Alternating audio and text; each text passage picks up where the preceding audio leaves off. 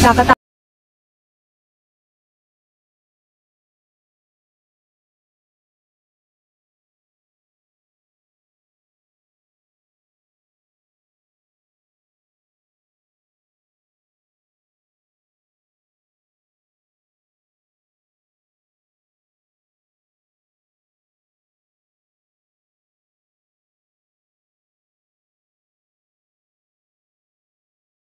Disclaimer, ang content na ito ay pawang katang-isip lamang ni Harmony. Ito ay gawa sa content at kanyang imahinasyon.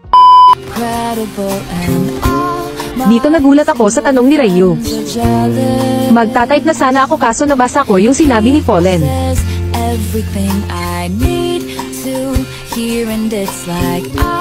Hindi ko alam kung seryoso ba rito si Fallen o nanti-trip lang hahaha. Bago pa mapahaba ang PDA namin ni Fallen, sinagot ko na yung tanong ni Ryu kanina.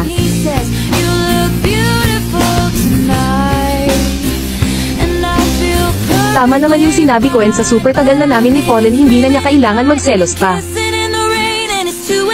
Dito na agawan kami ng turtle tapos maya-maya nag-react agad si Fallen.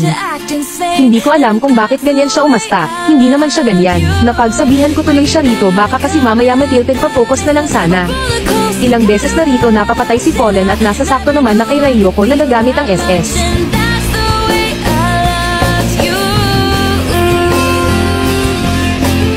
Natawa naman ako sa joke ni Ryu hahaha alam kasi namin parehas na ayaw niya sa mga Angela user dahil trauma na siya kaya naman nakisabay na lang ako sa joke niya. He respects my space and never makes me wait and he calls exactly when he says he will. Thank you so much. Natapos ng maayos ang laro namin. Sarap talaga maglaro kapag win streak. Iisa pa sana kami rito kaso may nag-cancel ng matchmaking.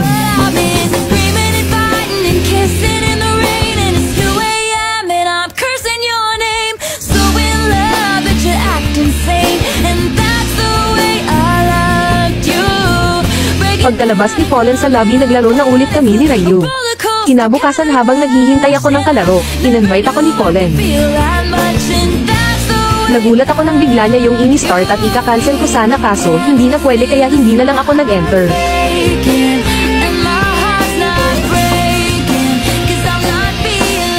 Naguguluhan ako kung bakit bigla na lang naging ganun ang pakikitungo na kay Ryu kahit matagal na naming nakakalaro si Ryu.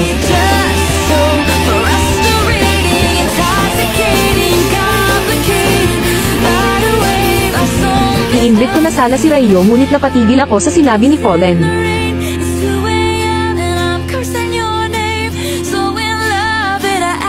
Wala talaga akong maintindihan sa inaakto niya. Okay naman kami kagabi bago matulog. Hindi na lang ako naglaro nung umalis siya ng lobby, na bad trip na rin ako. Nagdaan ng ilang araw, palaging si Ryu yung kalaro ko dahil hindi pa rin kami nag-uusap ni Fallen. Kung ayaw niya ako kausapin edi wag, alam ko naman na hindi yun makakatiis. Nagrason na lang ako kay Ryu at hindi sinabi ang totoo na may misunderstanding kami.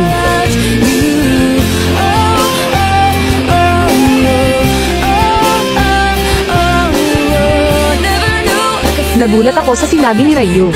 Bukod kasi sa nag-promise si Fallen na sabay kami mag-rank game, nagpapalo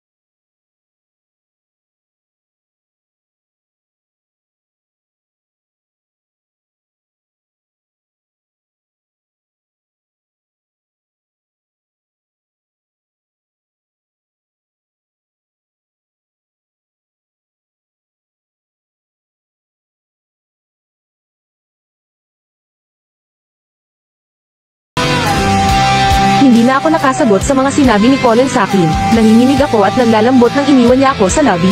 Is it really my fault? Masyado ba akong naging kampante sa relasyon namin? Hindi ko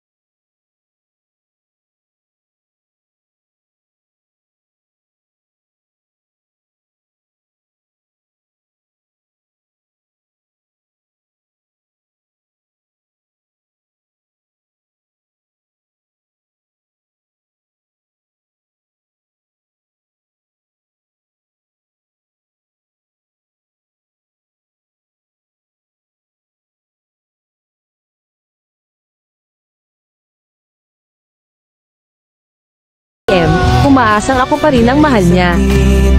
But maybe acceptance is the key, na hindi na talaga pwedeng maging kami.